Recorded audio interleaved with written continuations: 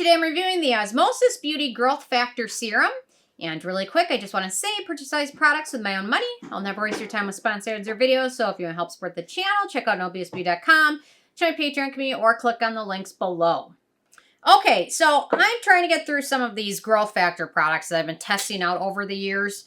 So I've got a few of them. I reviewed the one from Bradceuticals a couple weeks ago, reviewing this one, and then I've got a few other ones that I'll review soon as well. Especially given the price. I mean, for some of these growth factor products, they're $300 and up. So some of these more affordable ones I wanted to review and discuss if at $120 or so, if this is a steal or not. So, okay, so they say this one-of-a-kind serum is powered by essential growth factors, collagen, and elastin precursors with advanced delivery technology, rejuvenates and protects skin for visibly younger-looking skin. 600-plus growth factors and skin proteins, revitalizes, enhances skin radiance, and anti-aging technology. So I believe the person that started this also started the cosmetics brand? Cosmetics? Anyway, so it's a doctor. So, okay.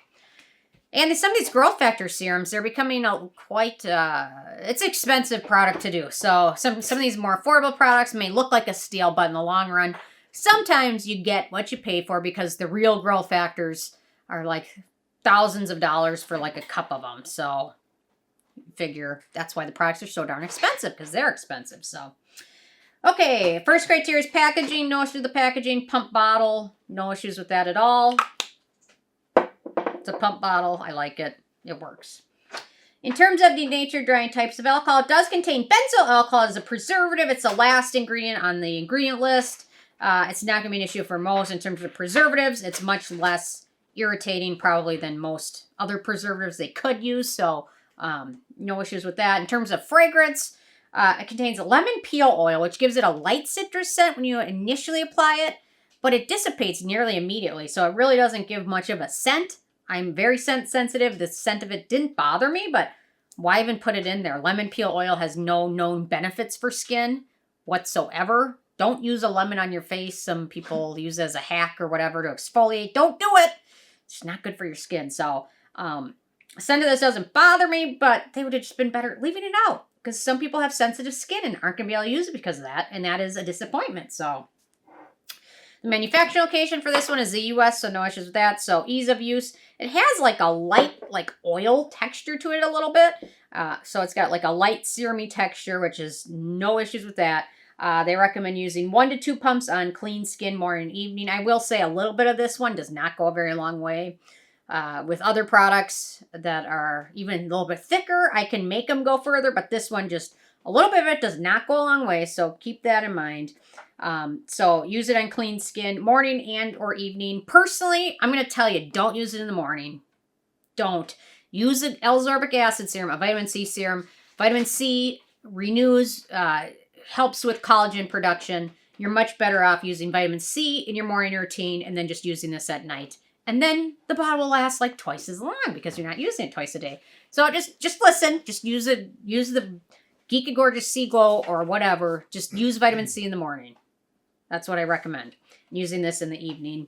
It absorbs pretty quickly. It sets to a natural finish that's just a little bit sticky, but you're going to definitely want to follow up with a moisturizer because this really isn't very hydrating on its own. So no issues with that. Plays well with other products. No issues with peeling or anything like that.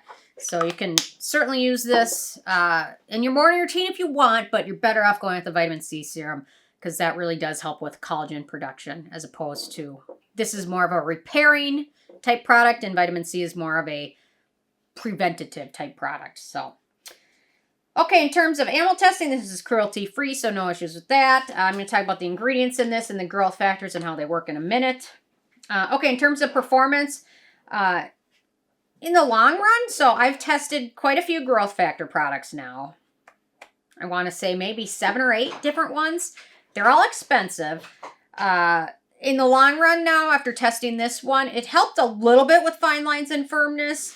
Might be a nice way to try some growth factors without the full $300 plus investment. But I have a feeling you're going to be disappointed by this and let down with your expectations and then because of that, not be as impressed with growth factors and what they can do. And they're not for everybody. Growth factors are not for everybody. So keep that in mind. It just depends on your skin, your history, things like that, your own opinions. But I have a feeling you're going to try this and not be impressed and then never want to try or spend money on a growth factor product again. And that's kind of a bummer. I would say this is more geared towards younger skin. Maybe people that want to try a growth factor without spending the $300 or so. But I wasn't super impressed with how this performed compared to others. I've just been testing out the Neogenesis growth factor serum, which is very impressive.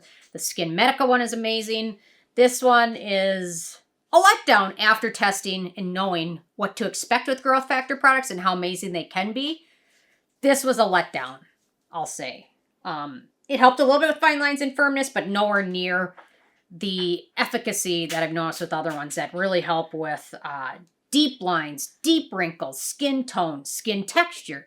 This just didn't do it for me, but it might be a nice way to try somewhat of a pricey product. Or if you just don't have that many wrinkles or are younger, then you don't really necessarily maybe need the boom factor or the wow factor. So the one nice thing for acne prone skin, there's no ingredients of note in this one, so that's nice. So when it gets to price, so I'm a little bit torn. So this one is 1 ounce, 30 milliliters, and it retails for $120, which compared to say this one, it looks like it's like half the price. However, you kind of get what you pay for because water in this one is the first ingredient, and in several of the SkinMedica TNS products, the growth factor is the first ingredient instead of adding the water first. Although growth factors are expensive, so $120 sounds expensive, but when you figure a cup of the growth factors is $3,000, it's not that expensive, although they add the water in first. So if you're on a budget, I get it. If you have money and don't mind spending it, you're going to get more bang for your buck just going out and buying the big deal, the big dog in town. So anyway. Okay, so then let me talk about the ingredients in here and the growth factors. So we've got water first, which makes me wonder how much of the actual growth factors are in here when a lot of the SkinMedica stuff or the Neogenesis, the growth factors comes first, then you don't have it watered down. So we've got water, then we've got human stem cell conditioned media, which is a type of growth factor. It's different than what SkinMedica uses. That's their second growth factor. There's so many different growth factors. I think the human fibroblast conditioned media, I'll talk about that next, is the big one, the one that SkinMedica uses, because I've just noticed using it. It's a wow factor for me. This human stem cell conditioned media has some benefits. Osmosis ran their own tests on it and stated 91% of the users had improvements in texture, wrinkles, fine lines, and firmness. Which is on par with what growth factors can do for skin. They help suppress inflammation, promote wound healing, and increase cell growth, which is typically what you want. You want cell growth unless you have a family history or personal history of skin cancer. Then you really don't want that cell growth. Okay, then the third ingredient we've got is that human fibroblast conditioned media, which is the one SkinMedica uses in their products. Although SkinMedica, again, doesn't use it as their second or third ingredient. They usually use it as their first or second in many of their products. So a conditioned media covers a mix of growth factors derived from cells grown in a lab. In EU, human cell-derived ingredients are illegal, so they usually are used from barley. In the US, these human-derived growth factors are okay, and it's human fibroblast cells, which help with fine lines, skin texture, skin tone, wrinkles, and firmness. It is an amazing ingredient, which there's not a lot of long-term studies on it at this point. I do think at this point we could have had some long-term studies. I think it's been around for a little bit of time now, but anyway, there's not a lot out there. So anybody using it, we're a guinea pig. And then finally, we've got witch hazel extract, which is an antimicrobial ingredient. So not the most exciting ingredient list. Really, we've got 2. So it kind of, and then with water as the first one, I still question how much of the other more exciting growth factor is in there. But, I mean, it would have been wonderful if they would have thrown in some peptides or skin soothing ingredients or something else instead of just relying on those 2 ingredients. So, yeah, not not super impressed with the ingredient list. Although if you're looking for growth factors, it's a good place to start, I guess. In terms of the it factor, it's not a must-have. In my opinion, if you're looking for an affordable growth factor serum, I recommend checking out the one from Bradceuticals I reviewed last month, I believe. And that one's half the price of this one. And still, that's a good place to start. If you're on a budget, that's a good place to start. This one gets lost somewhere in the middle and just not quite as impressive. It's got a more expensive price tag than the Bradceuticals, but it doesn't offer much more benefits. So I think you're either better off going with the more affordable one or just bucking it up and getting the most expensive one or more expensive one. After having tried them all, the more expensive, sometimes you do get what you pay for with certain products, and I am impressed with those. So anyway, okay, with the 10 being a perfect score, I gave this one a 6.